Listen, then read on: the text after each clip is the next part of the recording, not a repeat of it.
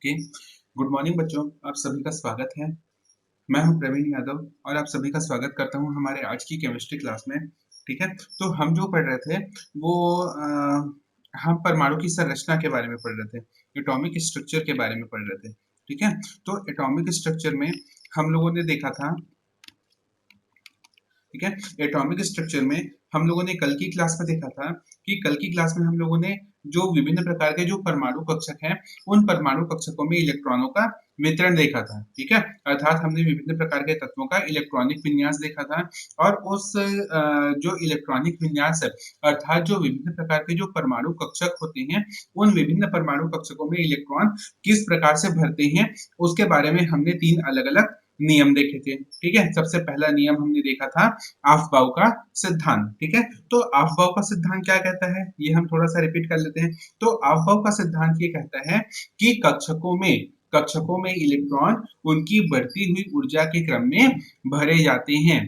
ठीक है, अफबाउ का सिद्धांत क्या कहता है? अफबाउ का सिद्धांत ये कहता है कि परमाणु कक्षकों में इलेक्ट्रॉन ऊर्जा के बढ़ते हुए क्रम में भरे जाते हैं, अर्थात कम ऊर्जा वाली कक्षक में इलेक्ट्रॉन पहले जाते हैं, उसके पश्चात अधिक ऊर्जा वाले कक्षकों में इलेक्ट्रॉन जाते हैं। ठीक है, उसके बाद हमने देखा था कि ये जो परमाणु कक्षक है, इसकी ऊर्जा का निर्धारण हम कैसे करें? हम कैसे कहें कि कोई जो ऊर्जा है वो कम ऊर्जा, कोई जो कक्षक है वह कम ऊर्जा वाली कम ऊर्जा वाला कक्षक है और कोई कक्षक है वह अधिक ऊर्जा वाला कक्षक है। तो इसके लिए हमने n+l नियम देखा था। n+l नियम ये कहता है यहाँ जिस परमाणु कक्षक के लिए n+l का मान कम होता है उसकी ऊर्जा कम होती है। अब यहाँ पर n क्या होता है? तो n होती है मुख्य क्वांटम संख्या और l होती है द्विगांशी क्वांटम संख्या। ठीक है, तो n+l का मान जिस कक्षक के लिए कम होगा उसकी ऊर्जा कम होगी और n+l का मान जिस कक्षक के लिए अधिक होगा उसकी ऊर्जा अधिक होगी। यहाँ पर भी एक केस और आया था कि 3p और 4s, 3p और 4s इन दो परमाणु कक्षकों के लिए n+l का मान एक समान होता है, 4 होता है। ठीक है, तो ऐसी स्थिति में हम कम ऊर्जा की कौन से कक्षक की ऊर्जा कम है, इसका निर्णय हम कैसे करेंगे? तो इसके लिए यहाँ पर यह कहा गया कि जिस परमाणु कक्षक के लिए n का मान कम होता है उसकी ऊर्जा का मान कम होता है और उसमें इलेक्ट्रॉन पहले जाते हैं। ये होता है अफबाउ का सिद्धांत। ठीक है, दूसरा सिद्धांत हम लोगों ने पढ़े थे हुंड की दूसरा सिद्धांत एक बार हम लोग फिर से रिपीट कर लेते हैं।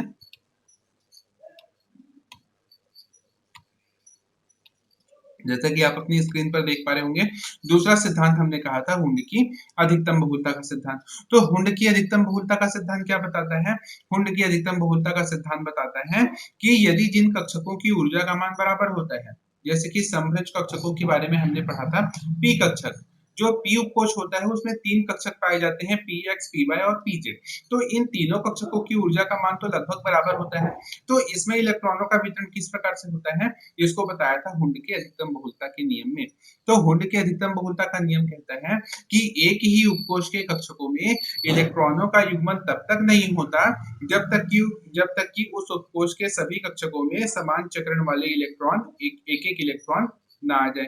अर्थात यदि कोई पी उपकोष है, उस पी उपकोष में तीन कक्षक हैं, px, py और pz, तो जब तक px, py और pz तीनों कक्षकों में एक एक इलेक्ट्रॉन नहीं जाएंगे तब तक px में इलेक्ट्रॉनों का युग्मन नहीं होगा। अर्थात वहां पर अर्थात आने वाला इलेक्ट्रॉन px में ना जाकर के py में जाता है, फिर py में ना जाकर के pz में जाता है और उसके बाद जो आने वाला चौथा इलेक्ट्रॉन है वो जाता है px कक्षक में। ठीक है, तो ये कहलाता है हुंड की अधिकतम बहुलता का नियम। इसका जो कारण था, इसका कारण यह दिया गया कि इलेक्ट्रॉनों पर ऋण आवेश होता है और समान इलेक्ट्रॉनों में और समान आवेशों में प्रतिकर्षण होता है। तो इस प्रकार दो इलेक्ट्रॉनों के मध्य भी प्रतिकर्षण बल कार्य करता है और प्रतिकर्षण बल के कारण ही जो इलेक्ट्रॉन है वो एक दूसरे से दूर रहना चाहेंगे और जब एक दूसरे से दूर रहना चाहेंगे, जिसके कारण वह जो इलेक्ट्रॉन है वह उसी कक्षक में युग्मन न होकर के वो आगे वाली कक्षा में जाता है, क्योंकि ऊर्जा का मान समान होता है। फिर उसके बाद हमने पढ़ा था पाउली का अपवर्जन सिद्धांत। तो पाउली का अपवर्जन सिद्धांत यह बताता है कि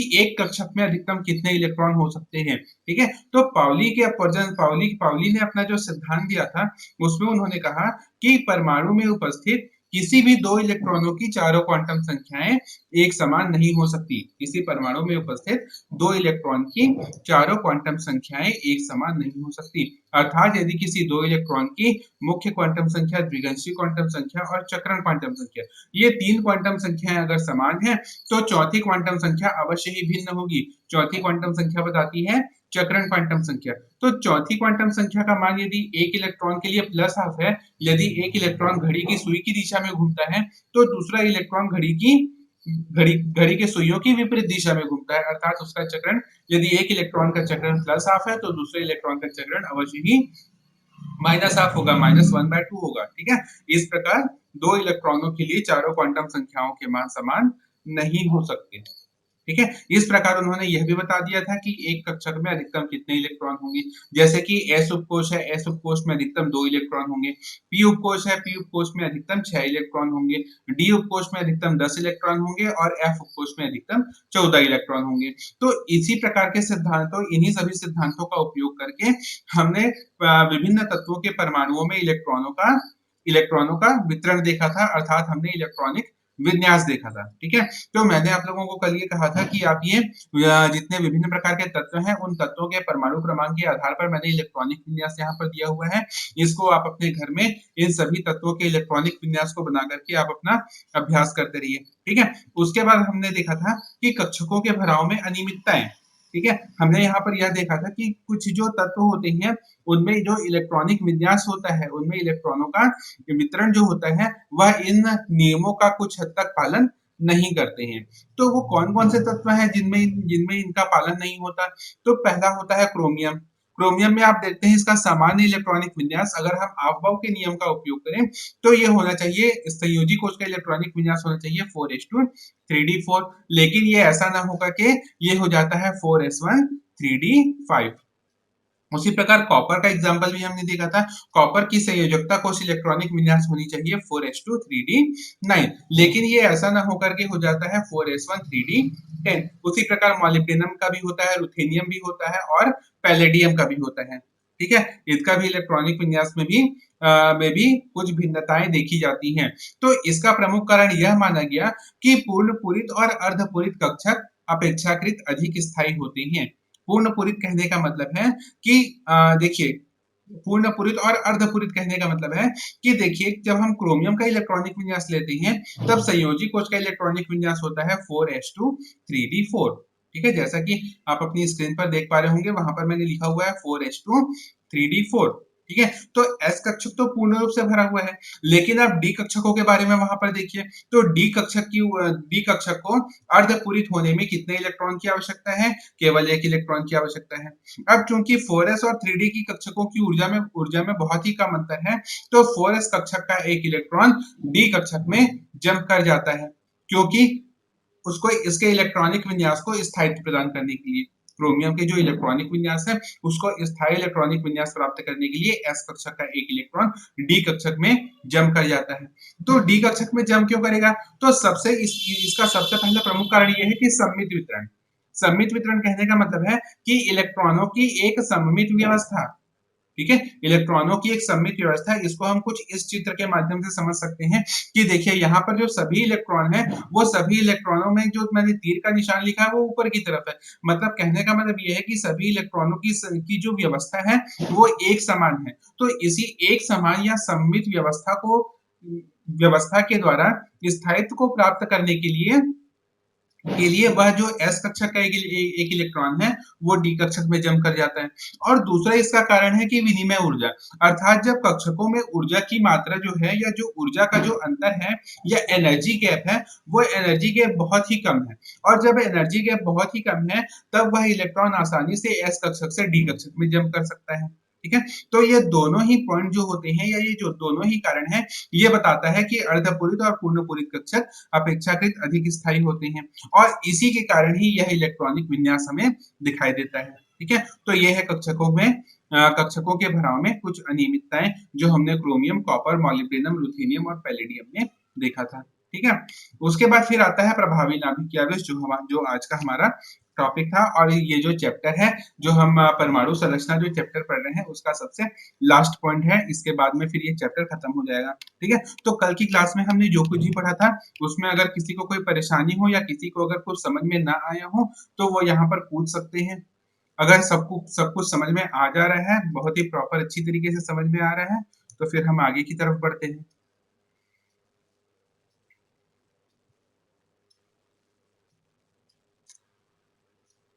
ठीक है, किसी को कोई परेशानी नहीं है, तो चलिए हम आगे की तरफ बढ़ते हैं।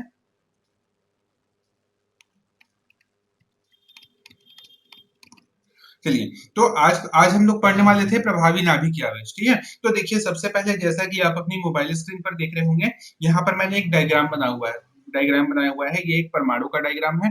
इस परमाणु में देखिए यहाँ पर जो बीच में उपस्थित है, बीच में एक जो मैंने गोला बनाया हुआ है, ये बताता है उस परमाणु के नाभिक को। ठीक है, और उसकी चारों तरफ जो दो कक्षाएं बनाई हुई हैं, उन दो कक्षाओं में जो जो जो लाल रंग के या फिर जो रेड कलर के आपको जो बॉल्स दिखाई दे रहे होंगे, वो मैंने बताए हैं इलेक्ट्रॉनों के बारे में। ठीक है, तो प्रभावी नाभिकीय आवेश को पढ़ने से पहले मैं फिर से आपको उस पॉइंट की याद दिलाना चाहूंगा जो हमने ये चैप्टर को स्टार्ट करते समय आपको बताया था। वहां पर मैंने आपको बताया था कि आवेशित कणों का व्यवहार, आवेशित कण किस प्रकार से व्यवहार करते हैं, आवेशित कण जो होते हैं उनका व्यवहार क्या होता है। तो उसके बारे में मैंने कल भी आप मैंने इस बारे में आपसे चर्चा किया था कि आवेशित कणों का व्यवहार कैसे होता है। तो समान आवेशों में प्रतिकर्षण होता है और विपरीत आवेशों में आकर्षण की प्रवृत्ति होती है। समान आवेशों में प्रतिकर्षण होता है और असमान आवेशों में आकर्षण होता है। ठीक है, तो इसे हम इस तरीके से समझ सकते हैं कि जब हम चुंबक के दो ध्रुवों को आमने सामने लाते हैं, यदि हम चुंबक के दो समान ध्रुवों को आमने सामने लाते हैं तो दोनों में प्रतिकर्षण होता है। ठीक है, जब हम उनके विपरीत ध्रुवों को आमने सामने लाते हैं तो दोनों में आकर्षण होता है। इस तरीके से हमने उसको समझा था। ठीक है, तो यहाँ पर भी बिल्कुल वही होता है। धन आवेशित कण प्रोटॉन अर्थात नाभिक और ऋण आवेशित कण इलेक्ट्रॉन, इन दोनों के मध्य में आकर्षण बल पाया जाता है। और दो ऋण आवेशित कण इलेक्ट्रॉन, ठीक है, दो ऋण आवेशित कण इलेक्ट्रॉन, इन दोनों के मध्य में प्रतिकर्षण बल पाया जाता है। ठीक है, अब यदि हमने हमने अभी तक जितने भी परमाणु मॉडल देखे थे, वो उन परमाणु मॉडल में सबसे सरलतम जो परमाणु लिया गया था वो हाइड्रोजन परमाणु का था। क्योंकि हम जानते हैं कि जो हाइड्रोजन परमाणु में के नाभिक में केवल एक ही प्रोटॉन होता है और उसमें एक ही इलेक्ट्रॉन होता है। तो उसमें हम आकर्षण की प्रवृत्ति को आसानी से दर्शा सकते हैं कि एक इलेक्ट्रॉन है और एक प्रोटॉन है, दोनों के मध्य में आकर्षण हो रहा है और दोनों स्थिर वैद्युत आकर्षण बल से आपस में जुड़े हुए हैं, आपस में आकर्षित हैं। स्थिर वैद्युत आकर्षण बल के द्वारा वो आकर्षित स्थिति में है। लेकिन जब हम बहु इलेक्ट्रॉनिक व्यवस्था लेते हैं, अर्थात हम एक ऐसा परमाणु लेते हैं जिसमें एक से अधिक इलेक्ट्रॉन हो, ठीक है, तब क्या होता है देखिए, क्योंकि हम यहाँ पर जानते हैं कि समान आवेशित कणों में प्रतिकर्षण होता है, तो इलेक्ट्रॉन और इलेक्ट्रॉन एक दूसरे को प्रतिकर्षित करेगा। तो देखिए मैंने यहाँ पर भी लिखा हुआ है कि ये जो इलेक्ट्रॉन है, अगर आप कर्सर को देख पा रहे होंगे, ये जो कर्सर तीर का निशान है अपनी स्क्रीन पर देख पा रहे होंगे, तो देखिए ये जो बाहरी कक्षा का जो इलेक्ट्रॉन है उसको मैंने लिखा है आउटर इलेक्ट्रॉन। आउटर इलेक्ट्रॉन कहने का मतलब ये है कि वो सबसे बाहरी कक्षा का इलेक्ट्रॉन है और ये बाहरी कक्षा का इलेक्ट्रॉन अंदर की कक्षा की इलेक्ट्रॉन के द्वारा प्रतिकर्षण बल का अनुभव करता है। यहाँ पर मैंने लिखा है रिपल्शन। तो रिपल्शन का मतलब होता है प्रतिकर्षण, रिपल्शन का मतलब होता है प्रतिकर्षण। तो वो अंदर की कक्षाओं के द्वारा प्रतिकर्षण बल का अनुभव करते हैं। ठीक है, तो इस प्रकार हम देखते हैं कि ये जो बाहरी कक्षा में उपस्थित इलेक्ट्रॉन है, इस अंदर कक्षा की इलेक्ट्रॉन के प्रतिकर्षण बल के कारण नाभिक के द्वारा जो आकर्षण बल है वह कम अनुभव कर पाते हैं। ठीक है, इसको हम इस उदाहरण से समझ सकते हैं कि यदि हम मान लो ठीक है, इसका हम सीधे इसी प्रकार से एग्जांपल दे सकते हैं कि जो एक जो परमाणु की संरचना है, उस परमाणु की संरचना में मान लो ये जो अंदर की कोश का जो इलेक्ट्रॉन है, ये अंदर की कोश का जो इलेक्ट्रॉन है वो बाहर के कोश के इलेक्ट्रॉन को दूर ढकेल रहा है। ठीक है? वो जो बाहरी कोश में जो इलेक्ट्रॉन है, उस इलेक्ट्रॉन को वो दूर ढकेलने की कोशिश कर रहा है और जो नाभिक है, वह नाभिक उस इलेक्ट्रॉन को खींचने की कोशिश कर रहा है। तो ये जो इलेक्ट्रॉन है, इसके द्वारा जो प्रतिकर्षण बल है, बाहरी कोश के इलेक्ट्रॉन पर लगाया जाने वाला जो प्रतिकर्षण बल है, उसके कारण जो नाभिक का आकर्षण बल है, वो यह कम अनुभव करने लगता है। अर्थात वो कम कम आकर्षण बल से आकर्षित होता है। तो यही होता है प्रभावी नाभिकीय आवेश। ठीक है? तो प्रभावी नाभिकीय आवेश के बारे में मैंने आपको क्या बताया कि जो इलेक्ट्रॉन है, देखिए आवेशित कणों के व्यवहार के बारे में मैंने आपको बताया। तो आवेशित कणों के व्यवहार के अंतर्गत जो नाभिक में उपस्थित जो प्रोटॉन है, वह प्रोटॉन उस इलेक्ट्रॉन को आकर्षित करता है क्योंकि वह विपरीत आवेश वाला है। ठीक है? तो जो इलेक्ट्रॉन और प्रोटॉन है, इन दोनों के मध्य में आकर्षण बल होता है। लेकिन जो अंदर की कक्षा में उपस्थित जो इलेक्ट्रॉन है, वह बाहरी कक्षा में उपस्थित इलेक्ट्रॉन को प्रतिकर्षित करते हैं, एक दूसरे को प्रतिकर्षण करते हैं। इसे हम कहते हैं परिरक्षण प्रभाव। ठीक है? इसी को हमने यहाँ पर क्या कह दिया? परिरक्षण प्रभाव कह दिया। समझ में आया परिरक्षण प्रभाव क्या होता है? परिरक्षण प्रभाव होती है कि जो इलेक्ट्रॉन है, बाहरी कोश का जो इलेक्ट्रॉन है, वह आंतरिक कोश के इलेक्ट्रॉन के द्वारा प्रतिकर्षण बल के कारण नाभिक के द्वारा लगाया जाने वाला आकर्षण बल कम अनुभव करता है, जिसे हम परिरक्षण प्रभाव कहते हैं। अब यही वो परिरक्षण प्रभाव है जिसके कारण जो इलेक्ट्रॉन है, वह नाभिक के द्वारा लगाए गए संपूर्ण नाभिकीय आवेश से प्रभावित नहीं हो पाता या उसको आकर्षित नहीं होता, बल्कि कुछ कम आवेश से नाभिक की ओर आकर्षित होता है। इसी को हम कहते हैं प्रभावी नाभिकीय आवेश। ठीक है? तो प्रभावी नाभिकीय आवेश क्या होता है? तो परमाणु के बाह्य कक्षाओं में उपस्थित इलेक्ट्रॉनों द्वारा अनुभव किए जाने वाले परिरक्षण प्रभाव के पश्चात शेष परिणामी नाभिकीय आवेश को प्रभावी नाभिकीय आवेश कहते हैं। ठीक है? क्या कहा मैंने? प्रभावी नाभिकीय आवेश परमाणु के बाह्य कक्षाओं में उपस्थित इलेक्ट्रॉनों के द्वारा अनुभव किए जाने वाले परिरक्षण प्रभाव के कारण शेष परिणामी नाभिकीय आवेश को हम प्रभावी नाभिकीय आवेश कहते हैं। समझ में आया? तो जो प्रभावी नाभिकीय आवेश होता है, वो होता है Z star is equal to Z minus sigma. ये इसका सूत्र है। प्रभावी नाभिकीय आवेश की गणना करने का एक सूत्र है Z star is equal to Z minus sigma. यहाँ पर जेड स्टार होता है संपूर्ण प्रभावी नाभिकीय आवेश, जेड होता है संपूर्ण नाभिकीय आवेश, या इसे हम कहते हैं परमाणु संख्या, परमाणु क्रमांक। क्योंकि जो संपूर्ण नाभिकीय आवेश होता है, वह नाभिक में उपस्थित प्रोटॉनों के कारण होता है, और जो नाभिक में उपस्थित प्रोटॉनों की संख्या है, उसे हम कहते हैं उस परमाणु का परमाणु क्रमांक। ठीक है? तो ये जेड जो होता है, वो होता है संपूर्ण नाभिकीय आवेश, या इसे हम कह सकते हैं परमाणु क्रमांक। ठीक है? सिग्मा जो होता है, वह होता है परिरक्षण प्रभाव। ठीक है? समझ में आया यहाँ पर आपको परिरक्षण प्रभाव और प्रभावी नाभिकीय आवेश का कॉन्सेप्ट क्या है? समझ में आया आप लोगों को कि परिरक्षण प्रभाव और प्रभावी नाभिकीय आवेश का क्या कॉन्सेप्ट है? तो इसको एक बार हम लोग रिपीट कर लेते हैं कि क्या होता है ये।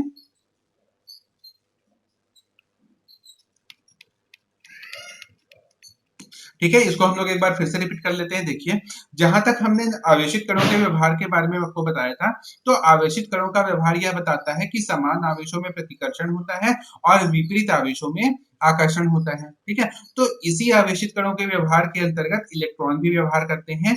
नाभिक और इलेक्ट्रॉनों के मध्य में आकर्षण बल कार्य करता है और दो इलेक्ट्रॉनों के मध्य में प्रतिकर्षण बल कार्य करता है। ठीक है?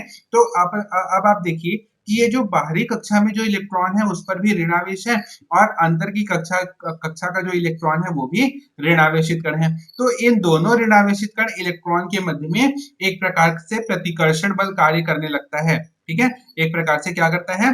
प्रतिकर्षण बल कार्य करने लगता है, और इसी प्रतिकर्षण बल को हम कहते हैं इस नाभिक के द्वारा लगाया गया परिरक्षण प्रभाव। आंतरिक कोश के नाभिक के द्वारा बाहरी कोश पर लगाया गया परिरक्षण प्रभाव। ठीक है? ये परिरक्षण प्रभाव आपने शायद छोटी कक्षाओं में भी आपने पढ़ा होगा, 11वीं क्लास में भी आप लोगों ने पढ़ा होगा। यह जो छोटी कक्षा में, या जो अपनी जो निम्नतम कक्षा है, उस निम्नतम कक्षा में उपस्थित इलेक्ट्रॉन बाहरी कोश में उपस्थित इलेक्ट्रॉनों पर प्रतिकर्षण के कारण परिरक्षण प्रभाव उत्पन्न करता है। ठीक है? तो इसी परिरक्षण प्रभाव के कारण ही यह जो नाभिक के द्वारा बाहरी कोश के इलेक्ट्रॉन पर लगाया जाने वाला आकर्षण बल है, वह कम अनुभव करते हैं, और इसी कम अनुभव करने वाले नाभिकीय आवेश को हम कहते हैं उस इलेक्ट्रॉन का प्रभावी नाभिकीय आवेश। समझ में आया प्रभावी नाभिकीय आवेश और परिरक्षण प्रभाव। तो इसकी परिभाषा हम देख लेते हैं कि प्रभावी नाभिकीय आवेश की परिभाषा क्या होती है। तो परमाणु के बाहरी कक्षाओं में उपस्थित इलेक्ट्रॉनों द्वारा अनुभव किए जाने वाले परिरक्षण प्रभाव के पश्चात शेष प्रभावी नाभिकीय आवेश को हम प्रभावी नाभिकीय आवेश कहते हैं। ठीक है, क्या कहा मैंने प्रभावी नाभिकीय आवेश?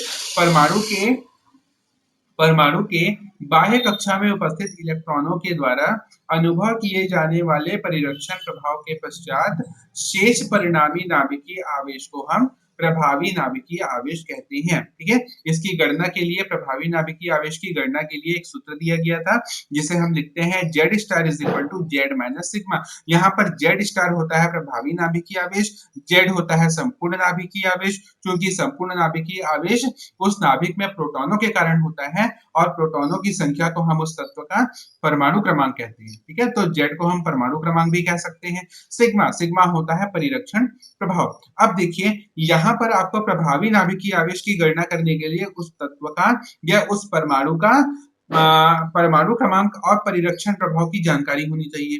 तो परमाणु क्रमांक की जानकारी तो आप ले सकते हैं किससे? आवर्त सारणी से। आवर्त सारणी से हम उसकी परमाणु क्रमांक तो जान सकते हैं, लेकिन हम परिरक्षण प्रभाव की गणना कैसे करें? तो इस परिरक्षण प्रभाव की गणना करने के लिए स्लेटर ने कुछ सिद्धांत दिए थे, स्लेटर ने कुछ नियम दिए थे। उसी परिरक्षण स्थिरांक सिग्मा जो है वो परिरक्षण स्थिरांक होता है, तो उसी परिरक्षण स्थिरांक की गणना करने के लिए स्लेटर ने कुछ नियम प्रस्तुत किए थे। तो उन्हीं नियमों के बारे में अभी हम आगे पढ़ेंगे। ठीक है, तो ये नियम क्या होता है इसमें हम देख लेते हैं। तो इस नियम को प्रतिपादित करने के लिए किसी भी इलेक्ट्रॉन की परिरक्षण स्थिरांक की गणना करने के लिए उन्होंने यहाँ पर क्या किया? उन्होंने कक्षकों का एक समूह बनाया। तो कक्षकों का समूह क्या होता है? तो देखिए सबसे पहला समूह होता है 1s कक्षक का। ठीक है, यहाँ पर मैंने जो बड़े कोष्टक में या बड़े ब्रैकेट में जो रखा हुआ है वो एक समूह का निर्माण करते हैं। ठीक है, तो पहला जो समूह होता है वो होता है 1s कक्षक का। दूसरा जो समूह होता है वो होता है 2s और 2p कक्षक का। ठीक है, दूसरा समूह होता है 2s और 2p कक्षक का। तीसरा समूह होता है 3s और 3p कक्षक का। चौथा समूह 3d कक्षक का। पांचवा समूह 4s 4p। छठवां समूह 4d 4f। उसी प्रकार 5s 5p और 5d। ठीक है, तो इस प्रकार उन्होंने क्या किया? इस प्रकार उन्होंने यहाँ पर कक्षकों की जो ऊर्जा का बढ़ता हुआ क्रम है, उस ऊर्जा के बढ़ते हुए क्रम में उन्होंने एक समूह का निर्माण कर दिया और उस समूह का निर्माण किया 1s 2s 2p 3s 3p 3d 4s 3d 4s 4p 4d 4f 5s 5p और 5d। इस प्रकार से उन्होंने यहाँ पर अलग अलग समूहों का निर्माण कर दिया। अब उन्होंने कहा कि जो परिरक्षण प्रभाव है वो परिरक्षण प्रभाव जो अंदर की कक्षा का उपस्थित जो इलेक्ट्रॉन है वो उच्च कक्षाओं में उपस्थित इलेक्ट्रॉनों का परिरक्षण नहीं करती। ठीक है, अंदर की कक्षा का जो इलेक्ट्रॉन है वो उच्च कक्षाओं में उपस्थित इलेक्ट्रॉनों का परिरक्षण नहीं करती। इस पॉइंट को हम लोग इस पहले चित्र के द्वारा हम समझ लेते हैं। ठीक है, देखिए यहाँ पर पहले चित्र में मैंने क्या बनाए हैं? पहले चित्र में मैंने यहाँ पर एक नाभिक बनाए हैं। ये जो धन लिखा हुआ है वो नाभिक है और जो माइनस का जो साइन लिखा हुआ है वो इलेक्ट्रॉन है। ठीक है, तो देखिए ये जो बाहरी कक्षा का जो इलेक्ट्रॉन है और ये है अंदर की कक्षा का इलेक्ट्रॉन। तो जो बाहर की कक्षा का जो इलेक्ट्रॉन है वो इस इलेक्ट्रॉनों के द्वारा परिरक्षण अनुभव करते हैं। ठीक है, लेकिन ये जो इलेक्ट्रॉन है वो इस इलेक्ट्रॉनों का परिरक्षण अनुभव नहीं करेगा। क्यों अनुभव नहीं करेगा? क्योंकि ये तो बाहर की कक्षा में है, ये तो सीधे इस नाभिक के द्वारा आकर्षित हो रहा है और जो बाहरी कक्षा का इलेक्ट्रॉन है वो तो बाहर में स्थित है, तो वो उसको किसी प्रकार से परिरक्षण नहीं करता है। जबकि यह जो इलेक्ट्रॉन है वो इस अंदर के इलेक्ट्रॉन के द्वारा परिरक्षण अनुभव करता है। ठीक है, तो उसी को हमने कहा यहाँ पर स्लेटर के नियम में भी उन्होंने यही कहा कि निम्न कक्षाओं में उपस्थित इलेक्ट्रॉनों का परिरक्षण उच्च कक्षाओं में उपस्थित इलेक्ट्रॉन नहीं करते हैं। समझ में आया दूसरा पॉइंट? किसी को कोई परेशानी है तो यहाँ पर आप पूछ सकते हैं, अगर कुछ समझ में ना आया हो तो वो पूछ सकते हैं भाई।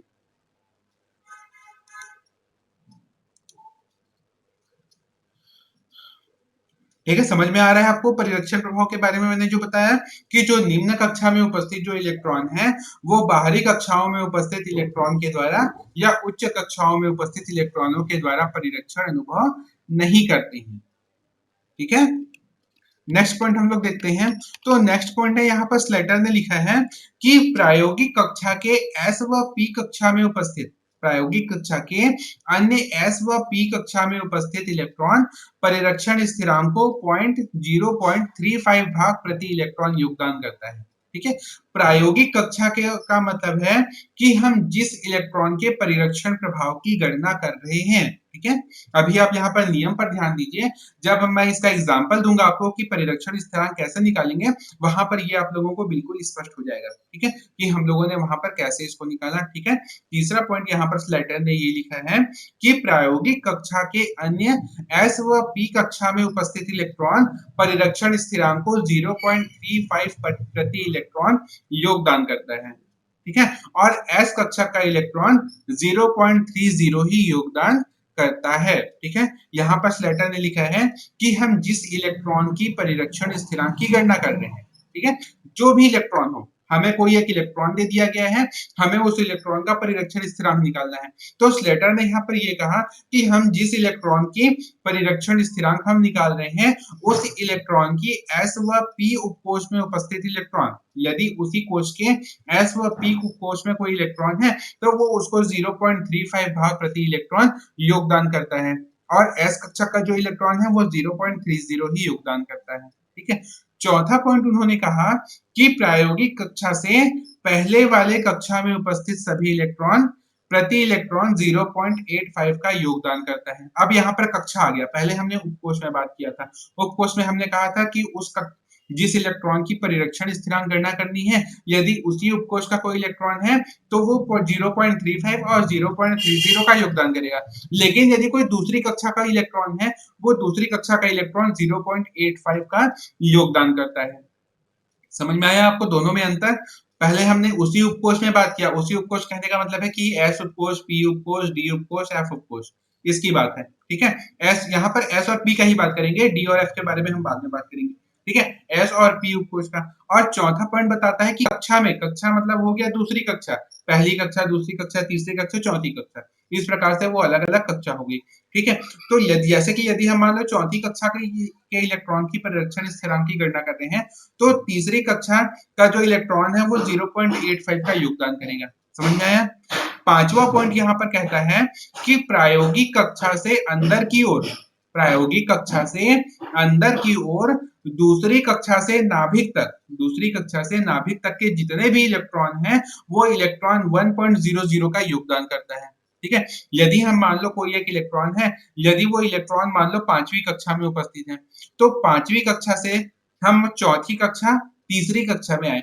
अब दूसरी कक्षा से जो नाभिक तक जितने भी इलेक्ट्रॉन है, दूसरी और पहली कक्षा में जितने भी इलेक्ट्रॉन है, वो सभी 1.00 का योगदान करते हैं। ठीक है। अब छठवां पॉइंट हम लोग देखते हैं कि हमने क्या किया, जब हम डी और एफ कक्षा के इलेक्ट्रॉनों के परिरक्षण स्थिरांक की गणना कर रहे हैं। ठीक है। यहाँ पर हम मान लीजिए, यहाँ पर हम मान लीजिए डी और एफ कक्षा में उपस्थित इलेक्ट्रॉन के परिरक्षण प्रभाव की गणना कर रहे हैं, तो पहली और दूसरी तो सेम रहेगी। पहली में हमने उसको समूह में विभाजित कर दिया, दूसरी में हमने क्या किया, हमने यह बताया कि जो बाहरी कक्षा के इलेक्ट्रॉन है वो परिरक्षण प्रभाव उत्पन्न नहीं करते। तो तीसरी, चौथी और पांचवी, इन तीनों में नियम हो जाता है, और वो नियम ये होता है कि प्रायोगिक कक्षा के डी और एफ के बाईं ओर के उपस्थित जितने भी इलेक्ट्रॉन है, डी और एफ कोश के, डी और एफ उपकोष के बाहर में जितने भी इलेक्ट्रॉन होते हैं, ठीक है, डी उपकोष और एफ उपकोष, उस इलेक्ट्रॉन के बाहर में जितने भी इलेक्ट्रॉन होते हैं, वो प्रति इलेक्ट्रॉन 1.0 प्रति इलेक्ट्रॉन का योगदान करते हैं। समझ में आया? स्लेटर का नियम परिरक्षण स्थिरांक की गणना के लिए, इसको मैं आपको एक बार फिर से आपको रिपीट कर देता हूं कि ये परिरक्षण स्थिरांक की गणना हम कैसे करते हैं। ठीक है। तो परिरक्षण स्थिरांक की गणना करने के लिए स्लेटर ने एक जो नियम प्रस्तुत किया था, उस नियम के अनुसार उन्होंने कक्षकों का एक अलग अलग समूह बनाया था। वो अलग अलग समूह होता है, 1s का एक समूह होता है, 2s और 2p का दूसरा समूह होता है, 3s 3p का तीसरा समूह होता है, और 3d का चौथा समूह, फिर 4s 4p, 4d 4f और 5s 5p और 5d, इस प्रकार से उन्होंने अलग अलग समूहों का निर्माण कर दिया। और उन्होंने दूसरे पॉइंट में ये बताया कि जो प्रायोगिक कक्षा है या जो निम्न कक्षा में उपस्थित जो इलेक्ट्रॉन है, उसको बाहरी कक्षा के इलेक्ट्रॉन परिरक्षण नहीं करते हैं। जैसा कि हमने इस चित्र में हमने देखा था, इस चित्र में हमने देखा था कि ये जो कक्षा में उपस्थित जो इलेक्ट्रॉन है, उसको परिरक्षण प्रभाव कौन प्रदान करेगा? अंदर की कक्षा का इलेक्ट्रॉन। इस इलेक्ट्रॉन को ये बाहरी कक्षा का इलेक्ट्रॉन परिरक्षण प्रदान नहीं करेगा, क्योंकि वो बाहर में उपस्थित है, वो उसको किसी प्रकार से परिरक्षित नहीं करेगा। केवल अंदर का इलेक्ट्रॉन बाहर के इलेक्ट्रॉन को परिरक्षण करता है। ठीक है, फिर नेक्स्ट पॉइंट ये बताता है कि हम जिस इलेक्ट्रॉन के परिरक्षण प्रभाव की गणना कर रहे हैं, उस इलेक्ट्रॉन के s व p उपकोष में उपस्थित इलेक्ट्रॉन प्रति इलेक्ट्रॉन 0.35 का योगदान करते हैं और s कक्षा का इलेक्ट्रॉन केवल 0.30 का ही योगदान करता है। यदि इलेक्ट्रॉन s कक्षा में उपस्थित है तो वो केवल 0.30 का योगदान करेगा। यदि इलेक्ट्रॉन p कक्षा में उपस्थित है तो वो 0.35 का योगदान करेगा। ठीक है, चौथा पॉइंट ये कहता है कि प्रायोगिक कक्षा से पहले वाली कक्षा में उपस्थित सभी इलेक्ट्रॉन, यदि मान लो तीसरी कक्षा के इलेक्ट्रॉन की हम गणना कर रहे हैं, तो दूसरी कक्षा का जो इलेक्ट्रॉन होगा वो 0.85 का योगदान करता है। पांचवा पॉइंट उन्होंने कहा था कि दूसरी कक्षा से नाभिक तक जितने भी इलेक्ट्रॉन हैं, वो प्रत्येक इलेक्ट्रॉन 1.00 का ही योगदान करते हैं। उसके बाद हमने डी और एफ कक्षा में उपस्थित इलेक्ट्रॉन की गणना के लिए यह कहा कि यदि कोई इलेक्ट्रॉन जो है वो डी या एफ कक्षा में उपस्थित है, तो जितने भी इलेक्ट्रॉन हैं डी वाई एस उपकोष के पहले के जितने भी इलेक्ट्रॉन हैं, वो सभी इलेक्ट्रॉन 1.00 प्रति इलेक्ट्रॉन का योगदान करते हैं। ठीक है, तो स्लेटर का ये जो नियम था, इस नियम को ध्यान में रखिए और चलिए अब हम आगे की ओर गणना करते हैं इलेक्ट्रॉन के प्रभावी नाभिकीय आवेश और परिरक्षण स्थिरांक की। ठीक है, जैसे कि मैंने यहाँ पर एक एग्जाम्पल लिखा हुआ है, इस एग्जाम्पल में मैंने लिखा हुआ है कि यहाँ पर shielding effect of NS and NP subshell. ठीक है, अब यहाँ पर क्या होगी, यह क्या है, यह मैंने एक इलेक्ट्रॉनिक विन्यास दिया हुआ है, यह मैंने एक परमाणु की संरचना दी हुई है। इस परमाणु की संरचना में देखिए, ये जो पहला है, ये पहला क्या है, नाभिक है, ये नाभिक है, ये है N इज इक्वल टू, ठीक है, ये होता है पहला कोश। ठीक है, ये नाभिक के बाद ये आपको जो कोश दिख रहा है, ये पहली कक्षा है, ये दूसरी कक्षा है और ये तीसरी कक्षा है। ठीक है, अब देखिए, यदि हम सोडियम के लिए इस लागू करें, यदि हम सोडियम परमाणु के लिए ये लागू करें, तो सोडियम का परमाणु क्रमांक कितना होता है, कोई बताएगा? जितने भी कनेक्टेड हैं, जितने भी स्टूडेंट कनेक्टेड है, उसमें से कोई बताएगा कि सोडियम का परमाणु क्रमांक कितना होता है?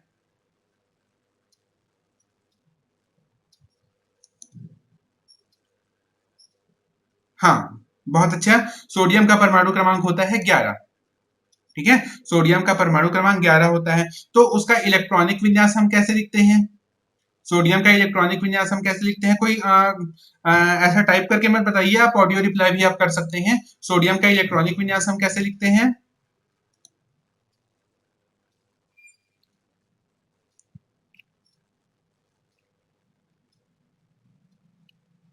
कोई बता सकता है भाई, सोडियम का इलेक्ट्रॉनिक विन्यास हम कैसे लिखते हैं? परमाणु क्रमांक तो आपने बताया, बहुत बढ़िया, 11 होता है। 281, 281 का मतलब क्या होता है? आपने क्यों लिखा 281? ये 281 ये तो आपने लिख दिया कि जो बोर का परमाणु मॉडल के अनुसार आपने लिख दिया। हम लोग क्वांटम यांत्रिकी पढ़े ना, क्वांटम यांत्रिकी में हमने इलेक्ट्रॉनिक विन्यास बताया था, एस कक्षक, टी कक्षक, डी कक्षक, उस हिसाब से इलेक्ट्रॉनिक विन्यास हम कैसे लिखेंगे?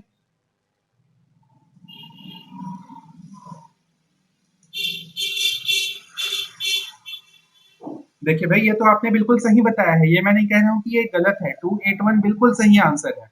लेकिन हम इसको क्वांटम यांत्रिकी मॉडल में जो इलेक्ट्रॉनिक विन्यास मैंने आपको बताया, उस इलेक्ट्रॉनिक विन्यास में आप उसको कैसे लिखोगे?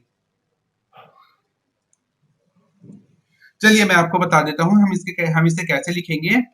हम इसे लिखेंगे 1s2 2s2 2p6 3s1 electronic विन्यास। चलिए मैं आपको इलेक्ट्रॉनिक विन्यास बता देता हूँ।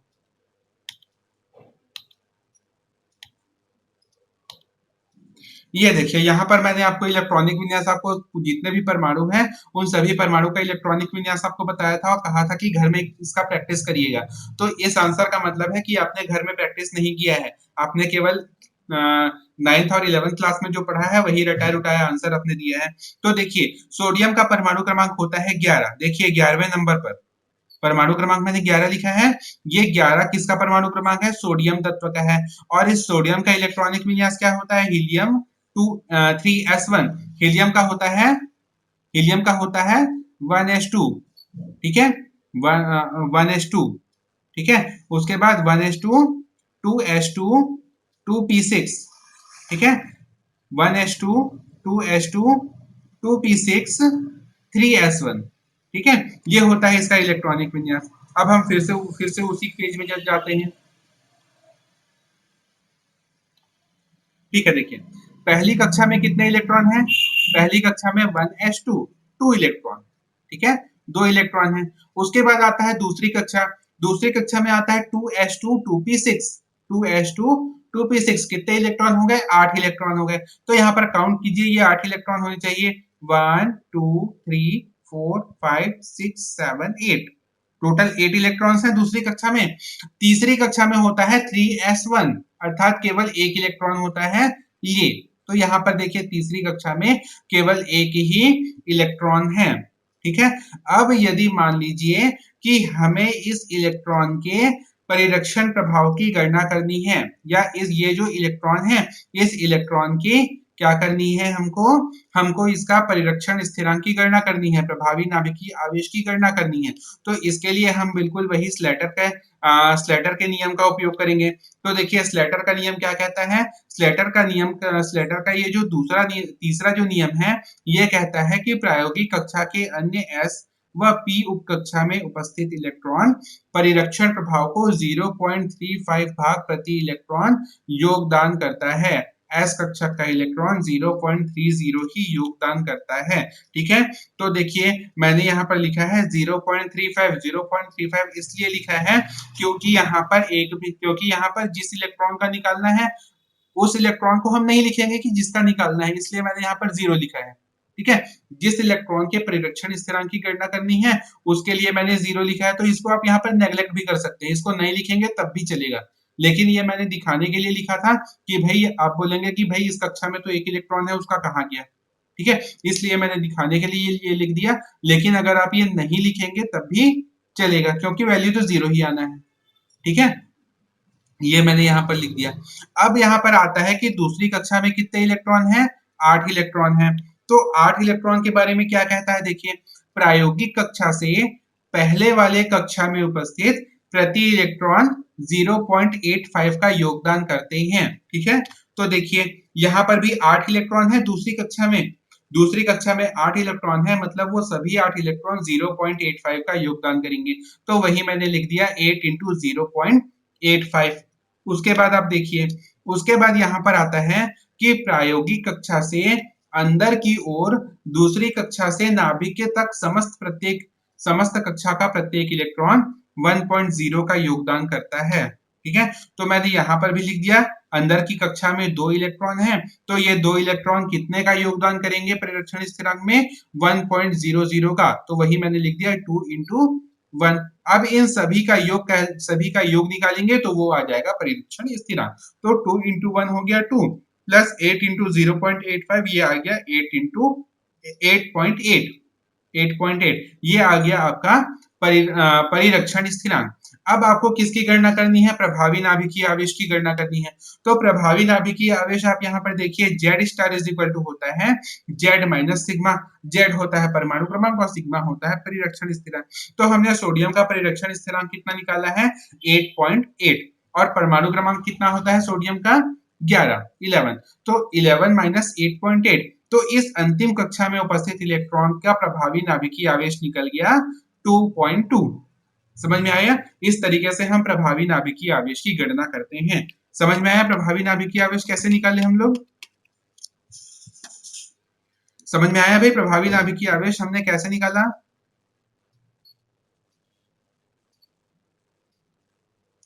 ठीक है, चलिए एक बार मैं फिर से रिपीट कर देता हूं, फिर हम दूसरे परमाणु का भी हम देखेंगे।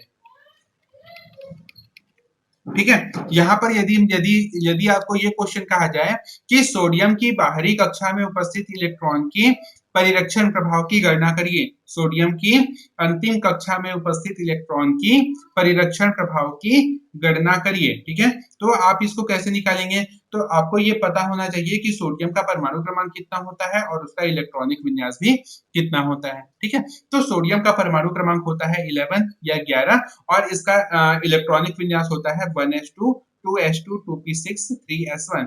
तो हमको बाहरी कक्षा के लिए पूछ रहा है, मतलब ये इस 3s1 s कक्षा में उपस्थित पहले इलेक्ट्रॉन के लिए हमको परिरक्षण स्थिरांक की या प्रभावी नाभिकीय आवेश की गणना करनी है। तो प्रभावी नाभिकीय आवेश निकालने के लिए हमको सबसे पहले परिरक्षण स्थिरांक निकालना होगा और परिरक्षण स्थिरांक हम स्लेटर के नियम के द्वारा निकालेंगे। ठीक है, तो इस इलेक्ट्रॉन का हम निकाल रहे हैं, इसलिए हम इसको इग्नोर भी कर सकते हैं। ये वाले जो इक्वेशन है इसको आप नहीं भी लिखेंगे तब भी चलेगा। ठीक है, तो अब देखिए दूसरी कक्षा में कितने इलेक्ट्रॉन है, कुल 8 इलेक्ट्रॉन है और ये सभी 8 इलेक्ट्रॉन परिरक्षण स्थिरांक में 0.85 का योगदान करते हैं। जैसा कि हमने यहाँ पर किसमें पढ़ा था, स्लेटर के नियम में पढ़ा था कि प्रायोगिक कक्षा के पहले वाले कक्षा में उपस्थित सभी इलेक्ट्रॉन प्रति इलेक्ट्रॉन 0.85 का योगदान करते हैं। ठीक है, तो इस 85 का योगदान करेंगे, मतलब 8 इलेक्ट्रॉन का 0.85 गुना, तो 8 इंटू 0.85। उसके बाद पहले की कक्षा के जितने इलेक्ट्रॉन हैं वो सभी 1.00 का योगदान करते हैं।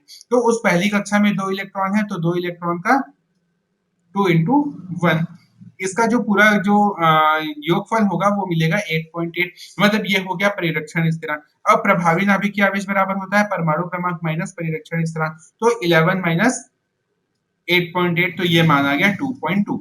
समझ में आ गया।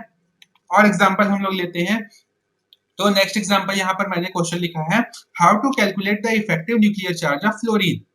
How to calculate the effective nuclear charge of fluorine, मतलब कहने का मतलब ये है कि फ्लोरीन के प्रभावी नाभिकीय आवेश की गणना करिए।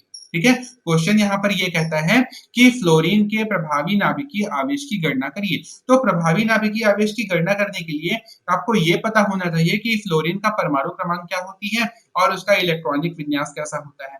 तो फ्लोरीन का परमाणु क्रमांक होता है 9। फ्लोरीन का परमाणु क्रमांक क्या होता है, फ्लोरीन का परमाणु क्रमांक होता है 9। इसका इलेक्ट्रॉनिक विन्यास अगर हम लिखें तो वो लिखा जा सकता है 1s2 2s2 2p5। यहाँ पर मैंने 7 लिख दिया है, 2s2 2p5, 5 और 2 7, मतलब बाहरी कक्षा में 7 इलेक्ट्रॉन है। ठीक है, मैंने लिखा 1s2 2s2 2p5। ठीक है, यहाँ पर आप कंफ्यूज मत होइएगा, ये बिल्कुल वैसा ही है 1s2 2s2 2p5। ठीक है, अब यहाँ पर मान लीजिए हमको यहाँ पर फ्लोरीन का क्या निकालना है, परिरक्षण स्थिरांक का की गणना करनी है। फ्लोरीन के परिरक्षण स्थिरांक की गणना करनी है केवल आखिरी इलेक्ट्रॉन के लिए। ठीक है, तो उस आखिरी इलेक्ट्रॉन, आप बताइए कि वो आखिरी इलेक्ट्रॉन कहाँ पर उपस्थित है। वो आखिरी इलेक्ट्रॉन है पी कक्षक पर। वो आखिरी इलेक्ट्रॉन कहाँ पर है, पी कक्षक पर 2p x2 2p z1। ठीक है, आखिरी इलेक्ट्रॉन कहाँ पर गया, जेड कक्षा में नहीं गया, आखिरी इलेक्ट्रॉन गया पी कोश में। ठीक है, पी कक्षक में गया, तो उस आखिरी इलेक्ट्रॉन के लिए हमको परिरक्षण स्थिरांक निकालना है। तो हम फिर से चलते हैं स्लेटर के नियम में। स्लेटर के नियम में क्या कहता है, देखिए, तो स्लेटर का नियम यहाँ पर ये कहता है कि प्रायोगिक कक्षा के अन्य s व p कक्षा में उपस्थित इलेक्ट्रॉन परिरक्षण स्थिरांक को 0.35 भाग प्रति इलेक्ट्रॉन योगदान करता है। अर्थात यदि वो इलेक्ट्रॉन p कक्षा में उपस्थित है, लेकिन उस p कक्षा में उस इलेक्ट्रॉन के साथ साथ और कितने इलेक्ट्रॉन हैं, तो उस इलेक्ट्रॉन के साथ साथ 6 इलेक्ट्रॉन और हैं। भाई ये जो 7 इलेक्ट्रॉन है ना, 7 में से हमें 7वें इलेक्ट्रॉन का निकालना है, तो 7 को छोड़ करके कितने बचे, 6 इलेक्ट्रॉन बचे। तो वो 6 इलेक्ट्रॉन कितने का योगदान किया, 0.35 का योगदान किया, तो 6 इंटू 0.35। उसके बाद पहली कक्षा में कितने इलेक्ट्रॉन है, तो पहली कक्षा में यहाँ पर 2 इलेक्ट्रॉन है। अब आप यहाँ पर कंफ्यूज मत होइएगा कि मैंने यहाँ पर सोडियम के केस में 1 क्यों लिखा और फ्लोरीन के केस में मैंने यहाँ पर 0.85 क्यों लिखा। तो ये मैंने किसके लिए लिखा है, ये मैंने स्लेटर के नियम के अनुसार ही लिखा है। स्लेटर के नियम का ये कहता है कि प्रायोगिक कक्षा से अंदर की ओर दूसरी कक्षा से नाभिक तक समस्त कक्षा, दूसरी कक्षा से नाभिक तक समस्त कक्षा, मतलब हम तीसरी कक्षा में इलेक्ट्रॉन के लिए निकाल रहे हैं, तो दूसरे के बाद पहले के बाद जितने भी इलेक्ट्रॉन है, इस पहली कक्षा में 2 है, तो 2 के लिए मैंने 1 लिखा। ठीक है, 2 के लिए मैंने यहाँ पर 1 लिख दिया और ये लिखा है मैंने स्लेटर के नियम के अनुसार 1 लिखा है। अब मैंने 8.5 क्यों लिखा, क्योंकि प्रायोगिक कक्षा से पहले वाले कक्षा में उपस्थित सभी इलेक्ट्रॉन प्रति इलेक्ट्रॉन 0.85 का योगदान करता है। सब स्लेटर के नियम के अनुसार ही हम लिखेंगे। प्रायोगिक कक्षा से पहले वाले कक्षा में उपस्थित सभी इलेक्ट्रॉन प्रति इलेक्ट्रॉन 0.85 का योगदान करता है, इसीलिए मैंने यहाँ पर लिखा 2 इंटू 0.85। पहली कक्षा में 2 इलेक्ट्रॉन है तो मैंने यहाँ पर लिखा 2 इंटू 0.85। इसको जब सॉल्व करते हैं तो वो वैल्यू आता है 3.80। ठीक है, अब यहाँ पर हम निकालेंगे प्रभावी नाभिकीय आवेश। तो प्रभावी नाभिकीय आवेश बराबर होता है परमाणु क्रमांक माइनस परिरक्षण स्थिरांक। तो परमाणु क्रमांक है 9, परिरक्षण स्थिरांक हमने कैलकुलेट किया 3.8, तो प्रभावी नाभिकीय आवेश होता है 5.20। समझ में आया? फ्लोरीन का हमने परिरक्षण स्थिरांक और प्रभावी नाभिकीय आवेश की गणना कैसे की, समझ में आ गया? ठीक है, चलिए कुछ और एग्जांपल ले लेते हैं हम लोग। ठीक है, और एग्जांपल लेते हैं, जैसे कि मान लो हमको वेनेडियम का लेना है। वेनेडियम, तो वेनेडियम का परमाणु क्रमांक होता है 23। वेनेडियम का परमाणु क्रमांक कितना होता है? वेनेडियम का परमाणु क्रमांक होता है 23। अब हमें क्या करना है, उसके लिए प्रभावी नाभिकीय आवेश की गणना करनी है। तो देखिए, सबसे पहले मैं आपको वेनेडियम का इलेक्ट्रॉनिक विन्यास कैसा होता है ये मैं आपको बता देता हूं। तो इसका जो इलेक्ट्रॉनिक विन्यास जो होता है वो होता है 1s2 2s2 2p6। ठीक है, मैंने यहाँ पर टोटल कोष्टक के बाहर में जो 8 लिखा है वो दूसरी कक्षा के लिए लिखा है कि इसमें टोटल 8 इलेक्ट्रॉन्स हैं, लेकिन इलेक्ट्रॉनिक विन्यास जब हम लिखेंगे तब हम लिखेंगे 1s2 2s2 2p6 3s2 3p6 4s2 3d3 4s2 3d3 लिखेंगे। ठीक है, अब हमें यहाँ पर क्या करना है, यहाँ पर ये तो इलेक्ट्रॉनिक विन्यास हो गया। अब हमें क्या ज्ञात करना है, परिरक्षण स्थिरांक ज्ञात करना है इस 4s कक्षक में उपस्थित इलेक्ट्रॉन के लिए। ठीक है, 4s कक्षक में उपस्थित सबसे अंतिम इलेक्ट्रॉन के लिए हमें परिरक्षण स्थिरांक की गणना करनी है। ठीक है, तो आप वही नियम फॉलो करेंगे जो स्लेटर के नियम में बताया था। ठीक है, स्लेटर ने यह बताया था कि जिस प्रायोगिक कक्षा का हमको निकालनी है, जिस प्रायोगिक कक्षा के परिरक्षण स्थिरांक की गणना करनी है, उसी कक्षा में उपस्थित इलेक्ट्रॉन 0.35 का योगदान करते हैं। तो देखिए, इस s कक्षक में जिस इलेक्ट्रॉन का निकालना है, लेकिन 2 इलेक्ट्रॉन है, केवल एक ही इलेक्ट्रॉन का निकालना है, तो एक इलेक्ट्रॉन बचा। उस एक इलेक्ट्रॉन का परिरक्षण स्थिरांक हो गया 0.35, तो हमने लिखा 1 इंटू 0.35।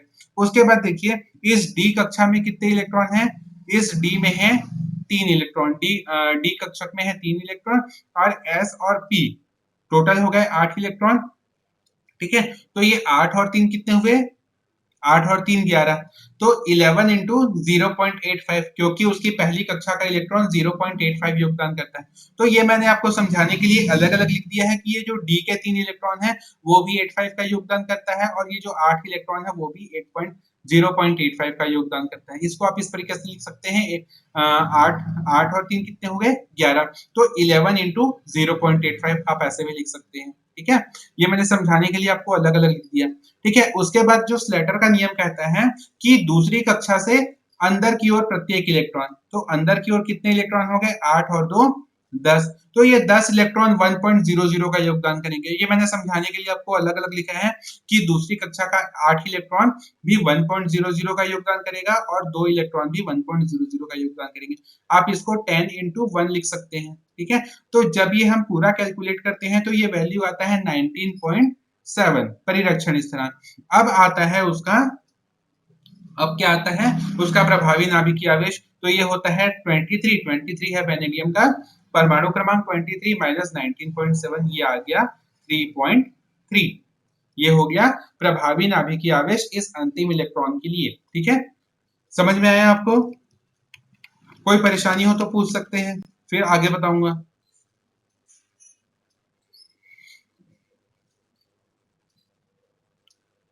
ठीक है, समझ में आ रहा है आप लोगों को?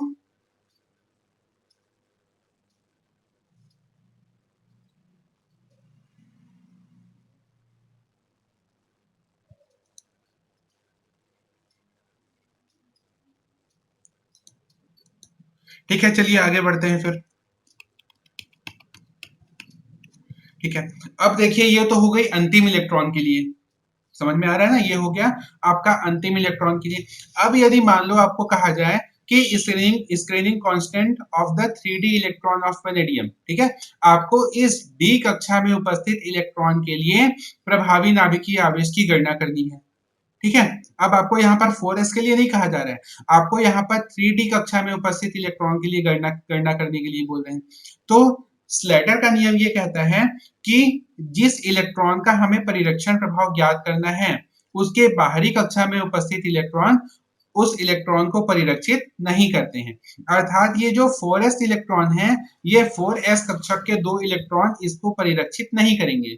ठीक है, तो हमको यहाँ पर अब इसका भी ऐड नहीं करना है, हम यहाँ पर कहां से ऐड करेंगे, इस डी कक्षा से अंदर के सभी इलेक्ट्रॉनों के लिए परिरक्षण स्थिरांक निकालेंगे। तो परिरक्षण स्थिरांक का क्या कहता है, यदि हम डी कक्षा में उपस्थित इलेक्ट्रॉन के लिए परिरक्षण स्थिरांक की गणना कर रहे हैं तो उस कक्षक से अंदर के जितने भी इलेक्ट्रॉन हैं वो सभी 1.00 का योगदान करते हैं और उसी कक्षक का जो इलेक्ट्रॉन है वो 0.35 का योगदान करेगा।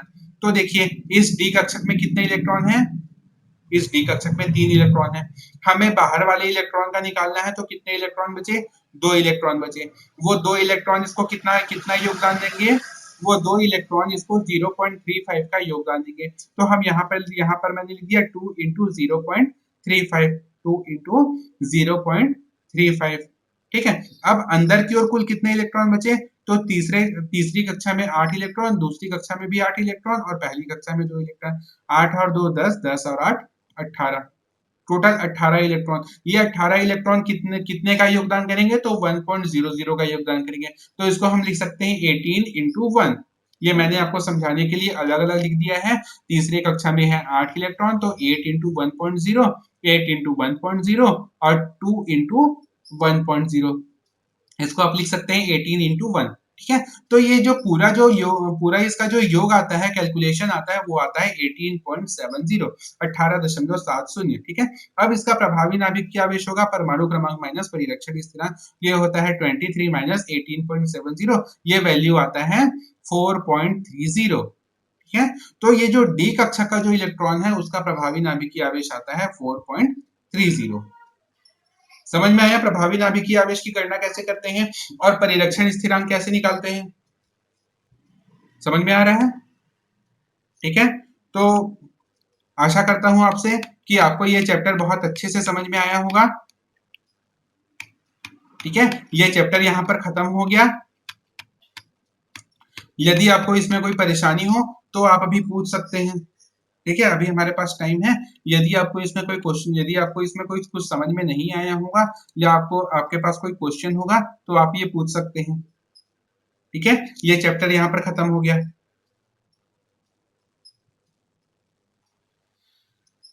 ठीक है, आपको एक बात यहाँ पर है, एक जो सूचना है वो आपको और दे देता हूँ कि आज का ये जो चैप्टर हमारा खत्म हुआ है तो आज शाम को 4 से 5 बजे के बीच, एक्सक्यूज मी, ठीक है, आज जो शाम को है, आज शाम को 4 से और 5 बजे के बीच हम जियो मीट एक ऐप होता है जिसमें आप लोगों ने पिछले शनिवार को आप सभी वहां पर जुड़े हुए थे, सभी आप कनेक्टेड थे, तो उसी जियो मीट ऐप से हम यहाँ पर एक वीडियो कॉन्फ्रेंस हम रखेंगे और उस वीडियो कॉन्फ्रेंस में हम इस चैप्टर के बारे में आपसे कुछ डिस्कस कर लेंगे कि आप लोगों को वहां पर चैप्टर को समझने में कोई परेशानी तो नहीं आ रही है या आपको टेक्निकल अगर कोई प्रॉब्लम होगी, इसके अलावा और भी जितने भी प्रकार की प्रॉब्लम है वो हम वहां पर आपसे शेयर कर सकते हैं। ठीक है, तो उसके लिए जो लिंक होगा, जियो मीट का जो लिंक होगा वो मैं आपको व्हाट्सएप ग्रुप पर सेंड कर दूंगा। व्हाट्सएप ग्रुप जो बना हुआ है कॉलेज की तरफ से, ठीक है, उसमें आप सभी कनेक्टेड हैं। अगर आप कनेक्टेड नहीं होंगे तो वहां पर सर ने जो अनाउंसमेंट में लिखा हुआ था, अनाउंसमेंट में उन्होंने ग्रुप जो लिंक शेयर किया हुआ है उस लिंक से आप उस व्हाट्सएप ग्रुप में कनेक्ट हो सकते हैं। ठीक है, अगर आप नहीं कनेक्ट होंगे तब भी कोई बात नहीं, यहाँ का जो अनाउंसमेंट है उस अनाउंसमेंट में आप चेक कर लीजिएगा, मैं आपको उस जियो मीट का जो आईडी और जो पासवर्ड होगा वो मैं आपको शेयर कर दूंगा। ठीक है, तो उस आईडी और पासवर्ड से आप उस जियो मीट में आप लॉग इन कर सकते हैं और फिर हम वहां पर जो भी आपकी जो समस्या होगी उसको हम वहां पर निराकरण करेंगे। ठीक है, ठीक है, अभी के लिए ये चैप्टर यहाँ पर खत्म हो जाता है। लास्ट पॉइंट था अपना प्रभावी नाभिकीय आवेश जिसके बारे में हमने बात किया। ठीक है, अगर किसी को कोई परेशानी होगी तो वो आप लोग यहाँ पर अभी पूछ सकते हैं।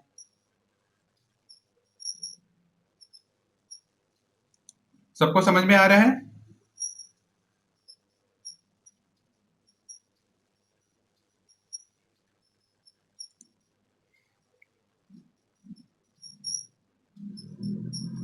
ठीक है, तो चैप्टर बिल्कुल अच्छे से पढ़िएगा। चैप्टर बिल्कुल आसान सा चैप्टर है, परमाणु परमाणु संरचना के ऊपर ये चैप्टर है। जैसा कि आप लोग अपने छोटी छोटी जो क्लास होगी, आप लोग क्लास 9वीं से परमाणु संरचना पढ़ रहे हैं, ठीक है? तो क्लास 9 में, क्लास 11 में, क्लास 11 का मोस्ट ऑफ द सिलेबस यहाँ पर आपको मिल जाएगा परमाणु की संरचना में, ठीक है? यहाँ तक कि इसका जो स्टडी मटेरियल है, वो स्टडी मटेरियल भी मैं यहाँ पर अपलोड कर दूंगा। आपका जो ये जो ऐप जो है, बंसल कॉलेज जो ऐप है, उस कॉलेज में जब उस ऐप में जब आप स्टडी मटेरियल वाले टैब में जाएंगे, तो वहां पर केमिस्ट्री नाम का एक फोल्डर बना होगा। उस फोल्डर में मैं ये अपलोड कर दूंगा, अभी अपलोड नहीं है, वो मैं बाद में आपको वहां पर अपलोड कर दूंगा। वहां से आप ये पूरा सिलेबस, और सिलेबस के साथ साथ इसका जो पूरा स्टडी मटेरियल है, बुक की जो पूरा कंटेंट है, और जो मैंने आपको जो स्लाइड जो पढ़ाया हुआ है, वो सभी स्लाइड वो पीडीएफ में मैं वहां पर अपलोड कर दूंगा। तो आप वहां से उसका आप स्टडी मटेरियल भी आप देख सकते हैं, ठीक है? और मेरा सजेशन यहाँ पर यही है कि आप जो भी आप जो पढ़ाई कर रहे होंगे, वो पढ़ाई आप नोट्स बना करके करिएगा, ठीक है? अच्छा, यहाँ पर श्रेया साहू जी अपने पूछ रहे हैं कि टेस्ट कब होगा इस चैप्टर का। तो आप टेस्ट के लिए बिल्कुल भी टेंशन मत लीजिए। टेस्ट मैं आप लोगों का अभी नहीं लूंगा, टेस्ट मैं आप लोगों का बाद में लूंगा, ठीक है? टेस्ट मैं आप लोगों का अभी नहीं लूंगा, आप टेंशन मत लीजिए, ठीक है? टेस्ट मैं आप लोगों का जब बाद में लूंगा, मैं आपको एक हफ्ते पहले आपको नोटिफाई कर दूंगा कि आपका इस चैप्टर का टेस्ट होगा, तब आप उसको तैयारी कर लीजिएगा, ठीक है? अभी आप केवल नोट्स बनाइए, और नोट्स बना करके इसका आप पढ़ाई करिए, ठीक है? और कोई प्रॉब्लम?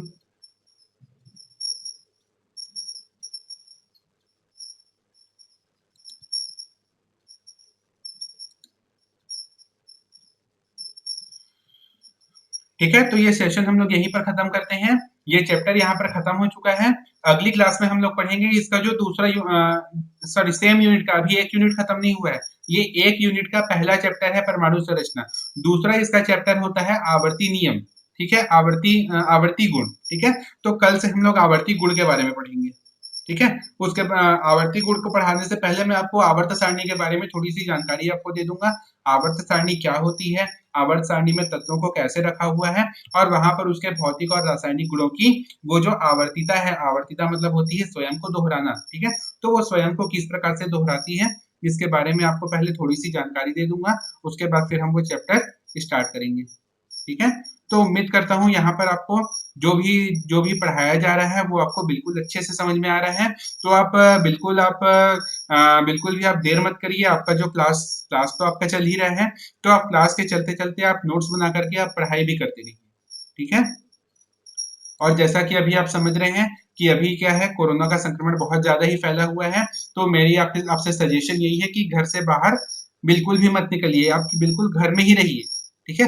बहुत जरूरी होने पर ही आप घर से बाहर निकलिए, और घर से बाहर निकलते समय मास्क का उपयोग जरूर करिए। लोगों से दूरी बना करके रखिए, ठीक है?